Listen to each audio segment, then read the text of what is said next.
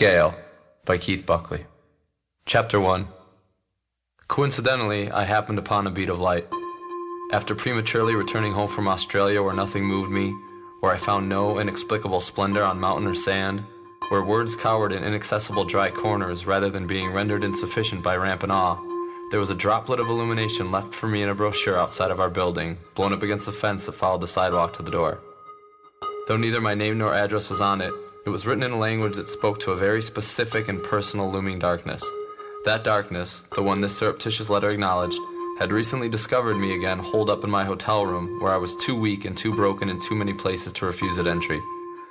To find this piece of paper just days later was a welcomed rope dropped by unfamiliar hands from the top of my empty well, and though typically a staunch empirical skeptic, I could not help but wonder as I scanned the pamphlet that cold morning, what if? It was a simple enough question, but one I never dared to ask myself, most likely due to the paralyzing uncertainty it promised to bring with it. Yet, standing in my front yard, antenna snapped in half along with my rib, my jaw still stinging, my tooth cracked, and the ring around my left eye gradually shifting colors from deep purples and reds to light yellows and greens like the feathers of some exotic bird deep into a mating dance, I knew that a drastic and thorough overhaul was absolutely necessary if I hoped to continue forward. The field could not be raised as long as I was still dumbly tending to the infected crops. Asking myself, what if, as I skimmed the testimonials, meant firstly admitting to myself that I was wrong about myself, which was a feeling not unlike coming to consciousness after talking in your sleep to someone who lays next to you and shares not the same dream. Your self-assuredness and issues pertinent to the entire underworld that you bring to the surface with proud Herculean strength eventually dwindles down to a drowsy relationship with a personal sphere of cloudy hints, and as logic arrives and attempts to quiet your enthusiastic candor, the knowingness eventually vanishes completely, your awakening leaving you to feel lonely, distant, confused, and ashamed as the very real place you just traveled from retreats into mist like an indifferent city bus keeping to its own schedule while you run desperately after it until you can run no more and stand defeated in the street. To make matters more difficult, how does one convince themselves that they are not the things that define them?